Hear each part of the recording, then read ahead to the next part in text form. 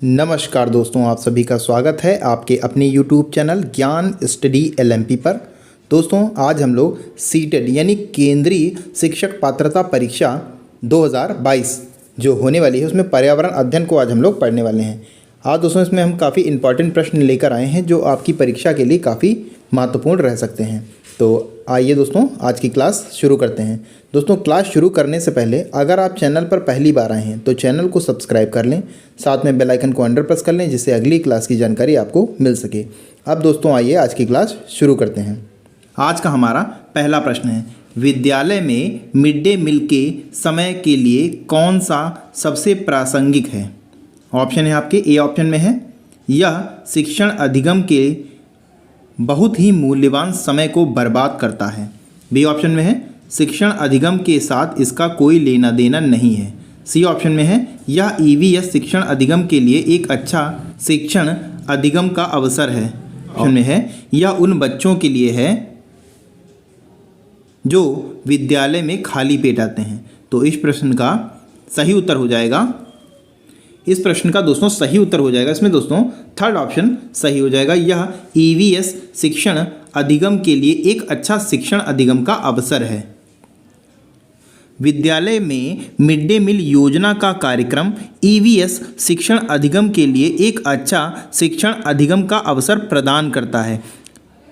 इस योजना की शुरुआत की अगर हम बात करें तो 1995 में केंद्र सरकार द्वारा की गई थी।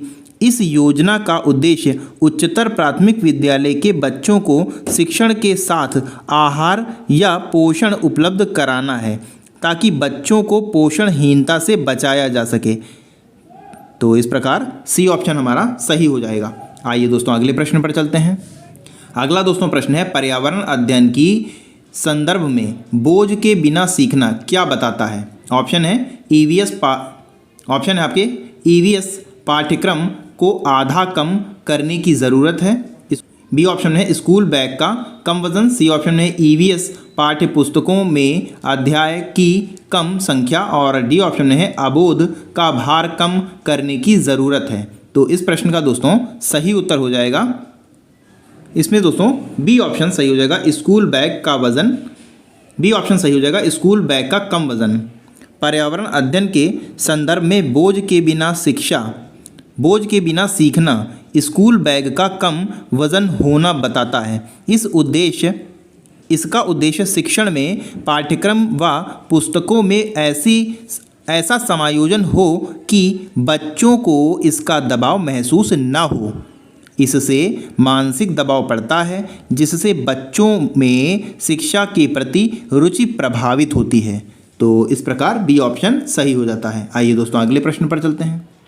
अगला दोस्तों प्रश्न है, EVS कक्षा में समूह में सीखने का क्या उद्देश्य है। ऑप्शन है छात्रों को आसानी से प्रतिबंधित करना और वर्कलोड कम करना, लड़की और लड़कियां अलग अलग सीखना। यहाँ पर दोस्तों गलत हो गया, लड़के और लड़कियां होगा, लड़के और लड़कियां अलग अलग सीख सकते हैं। सी ऑप्शन में है कम और उच्च प्रदर्शन करने वाले छात्रों को अलग करना और उपचारात्मक शिक्षण देना। और डी ऑप्शन में है सहयोग के मूल्यों को लागू करने के लिए एक साथ काम करने के लिए प्रत्येक बच्चे को सक्रिय रूप से भाग लेने और सीखने में सक्षम बनाना। तो इस प्रश्न का सही उत्तर हो जाएगा, इसमें दोस्तों डी ऑप्शन हमारा सही हो जाएगा। EVS कक्षा में समूह में सीखने का उद्देश्य बच्चों में सहयोग के मूल्यों को लागू करने और एक साथ काम करने के प्रति प्रत्येक बच्चे को सक्रिय रूप से भाग लेने और सीखने में क्षमता बनाना है। समूह में सीखने से बच्चे में वर्कलोड कम होता है, साथ ही वे सीखने के प्रति प्रेरित होते हैं जिससे बच्चों को अच्छा प्रदर्शन करने का अवसर मिलता है। तो इस प्रकार डी ऑप्शन हमारा सही हो जाएगा। आइए दोस्तों अगले प्रश्न पर चलते हैं। अगला प्रश्न है, बाला का पूरा रूप क्या है। चार ऑप्शन आपके सामने दिए हुए हैं, आपको बताना है इनमें से कौन सा सही है।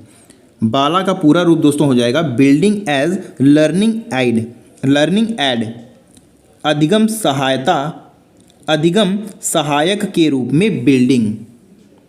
तो डी ऑप्शन हमारा सही हो जाएगा।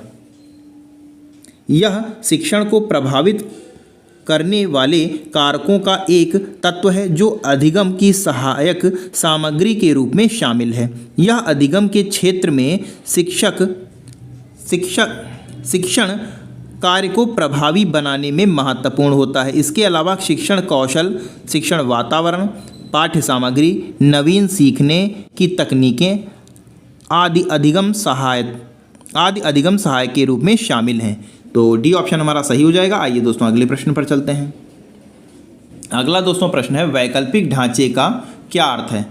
ऑप्शन है तभी सभी होगा दोस्तों, यहाँ पर थोड़ा टाइपिंग मिस्टेक है। सभी विचार जो दृढ़ता से बच्चों द्वारा आयोजित किए जाते हैं। बी ऑप्शन में विभिन्न भौतिक घटनाओं का पाठ्य पुस्तक स्पष्टीकरण। और सी ऑप्शन में है विचार जो अवधारणाओं के औपचारिक रूप से स्वीकृत स्पष्टीकरण से अलग हैं। और डी ऑप्शन में है वर्तमान में वैज्ञानिकों और सामाजिक वैज्ञानिकों द्वारा आयोजित विचार। तो इस प्रश्न का दोस्तों सही उत्तर हो जाएगा, इसमें दोस्तों सी ऑप्शन सही हो जाएगा।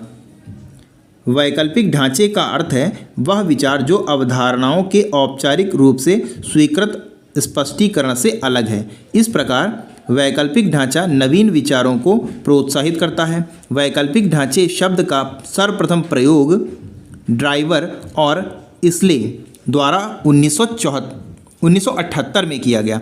यह ढांचा बच्चों को स्वतंत्र रूप से वैज्ञानिक तरीकों से अपने विचारों को व्यक्त करने का अवसर देता है। तो इस प्रकार सी ऑप्शन सही हो जाता है। आइए दोस्तों अगले प्रश्न पर चलते हैं। अगला दोस्तों प्रश्न है महिलाएं पुरुषों की तुलना में कमज़ोर हैं, यह एक रिक्त स्थान है। ऑप्शन है अंधविश्वास, मिथक, वैज्ञानिक तत्व, रूढ़िबद्ध धारणा। तो इस प्रश्न का दोस्तों सही उत्तर हो जाएगा रूढ़िबद्ध धारणा, यानी डी ऑप्शन हमारा सही हो जाएगा। अगला प्रश्न है स्थान, दूरियां और दिशाओं के सापेक्ष स्थिति को समझने की क्षमता है। ग्राफिक कौशल, दिशात्मक कौशल, चित्रण कौशल, स्थिति कौशल। तो इस प्रश्न का दोस्तों सही उत्तर हो जाएगा स्थानों, दूरियों और दिशाओं के सापेक्ष स्थिति को समझने की क्षमता चित्रण कौशल कहलाती है। तो इस प्रकार सी ऑप्शन सही हो जाएगा। इस कौशल से किसी स्थान की स्थिति को सही तरीके से पहचाना जा सकता है। इसका उपयोग नवीन स्थानों की खोजने व स्थितियों को जानने में किया जाता है। तो सी ऑप्शन सही हो जाता है। आइए दोस्तों अगले प्रश्न पर चलते हैं। अगला प्रश्न है वाष्पीकरण की प्रक्रिया निम्नलिखित में से किस स्थिति से सबसे धीमी है।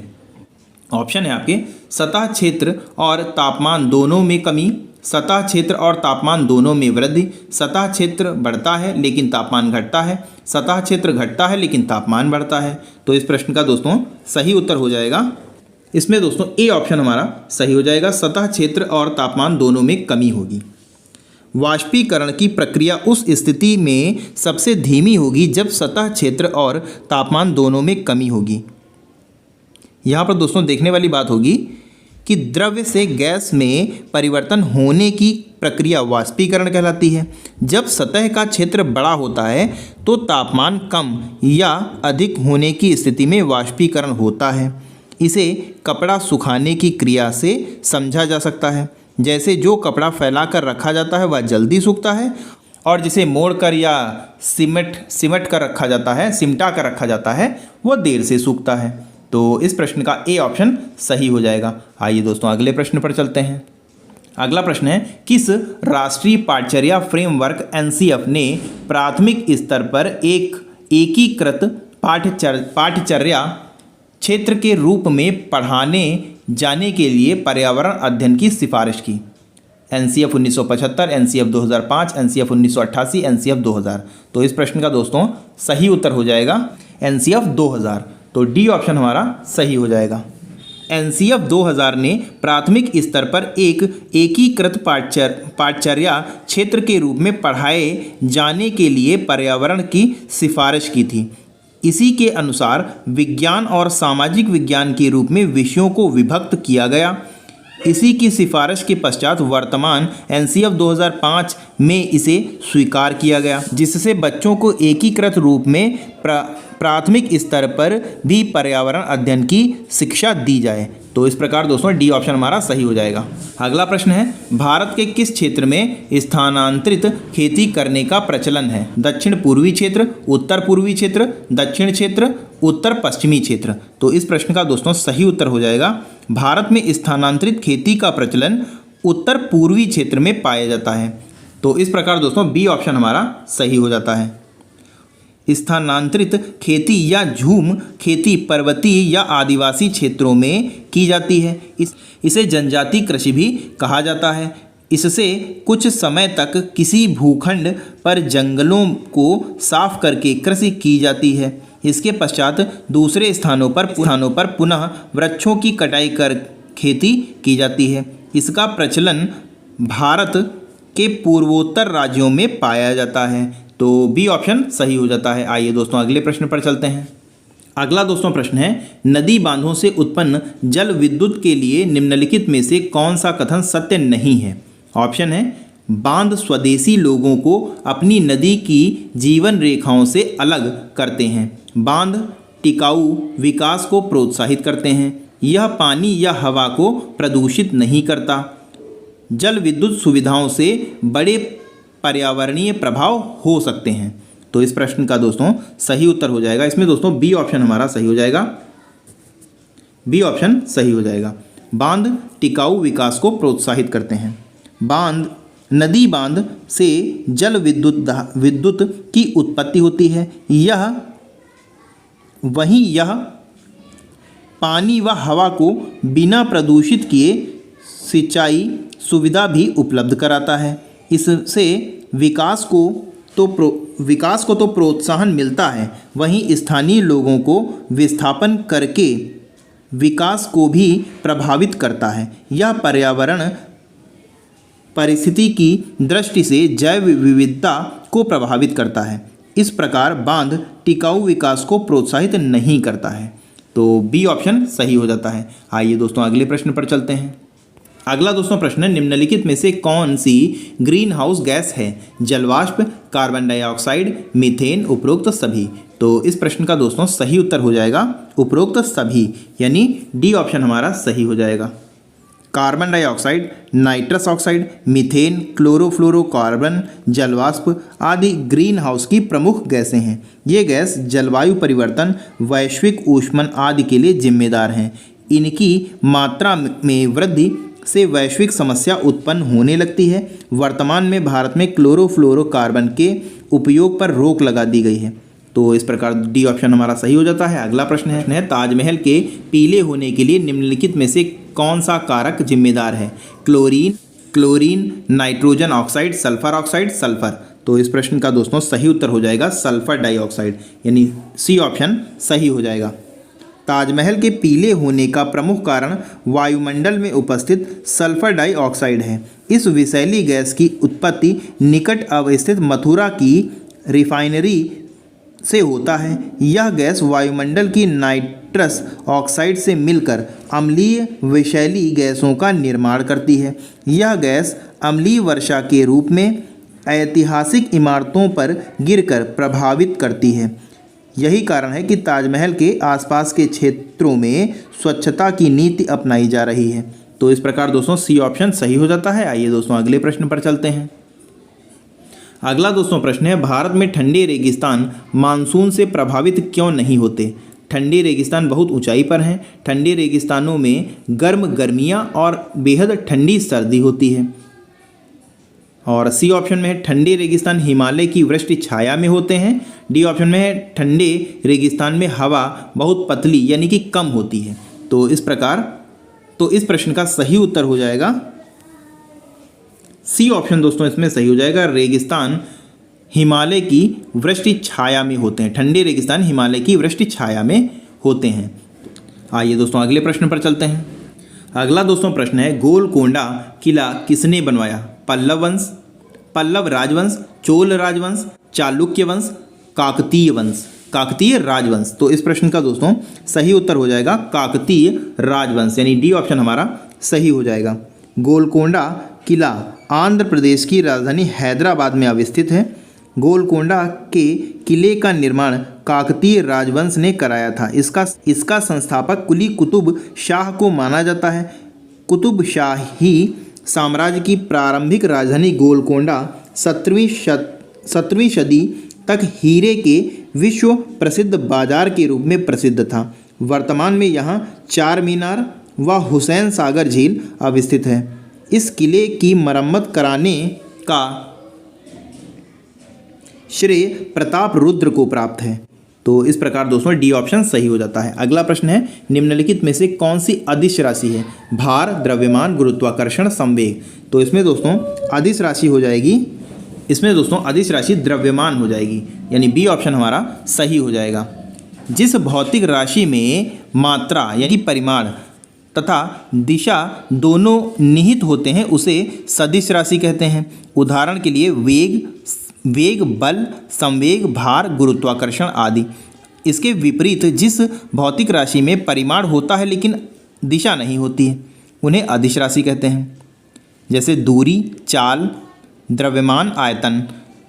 तो द्रव्यमान इस प्रश्न का सही उत्तर हो जाएगा, यानी बी ऑप्शन सही हो जाएगा। आइए दोस्तों अगले प्रश्न पर चलते हैं। अगला दोस्तों प्रश्न है, ऐसी वस्तु जिसमें से कोई प्रकाश किरण गुजर नहीं सकती कहलाती है? उत्तल, अपारदर्शी, पारभासी, पारदर्शी। तो इस प्रश्न का दोस्तों सही उत्तर हो जाएगा, इसमें दोस्तों बी ऑप्शन सही हो जाएगा, अपारदर्शी। वैसी वस्तु जिसमें होकर प्रकाश की किरण गुजर नहीं सकती या उसमें प्रकाश की किरण आर पार नहीं होती उसे अपारदर्शी कहते हैं। जैसे लकड़ी का टुकड़ा, दीवार, ठोस वस्तु आदि। वहीं पारभासी में वस्तु धुंधली दिखाई पड़ती है, जबकि पारदर्शी में वस्तु आर पार दिखाई पड़ती है, क्योंकि इसमें प्रकाश की किरण आसानी से आर पार हो सकती है। तो बी ऑप्शन सही हो जाता है। अगला प्रश्न है, पृथ्वी की सतह पर किसी वस्तु का भार क्या होगा जिसका द्रव्यमान चंद्रमा पर 10 किलोग्राम है?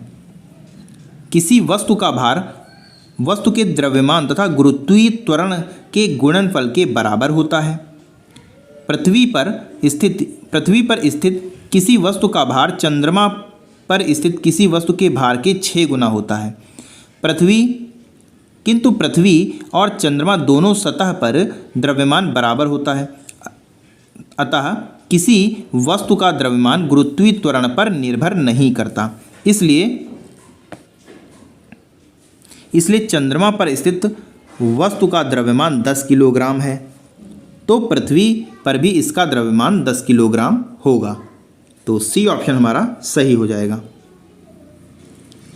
आइए दोस्तों अगले प्रश्न पर चलते हैं। अगला दोस्तों प्रश्न है, एक विलेय की विघटन दर रिक्त स्थान पर निर्भर करती है?